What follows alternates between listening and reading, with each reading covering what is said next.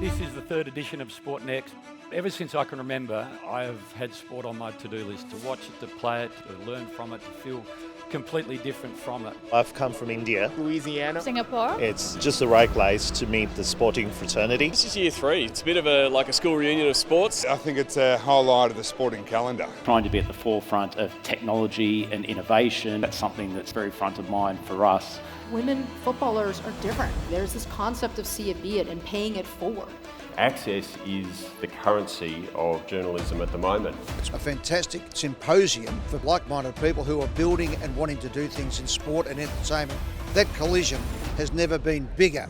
Presenting your sport in the best possible way to the biggest possible stage in the best possible venue is what every sport aspires to. I've been here every year, so it's an incredible opportunity just to reconnect with people across the sector, hear what's going on around the world. How do you find ways to change and build that brand? We're looking here to connect with people from the sector and the industry and also hear about some of the global and more local trends that are occurring in sport. Sports need to think differently about how they're delivering to their customers. The NBA's mission is to inspire and connect people everywhere through the power of basketball. Our global audience is super important. I think we're the only sport whose audience is getting younger and more female skewed, and a lot of that comes from Drive to Survive. In terms of the streamers, I think live is going to be the absolute heat-seeking missile.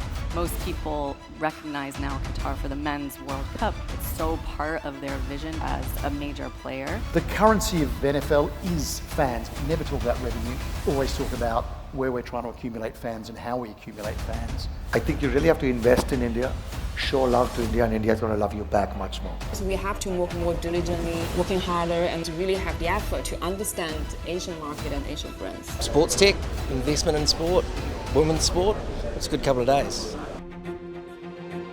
The world really is experiencing unprecedented change. The consumption habits of new-gen sports fans are changing. The type of people you have here and the diversity of subjects is really interesting, exciting, and frankly a great stage for my job, the Olympics. The media wants a story, they want an article. A true women's sports fan is the hardest working fan around. I do think the idea of an enhanced games is laughable and borderline criminal. We really need to become more comfortable with being uncomfortable in conversations.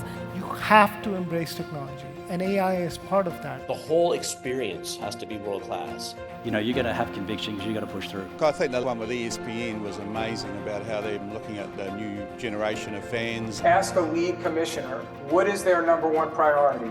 I think across the board, you'll hear growing reach.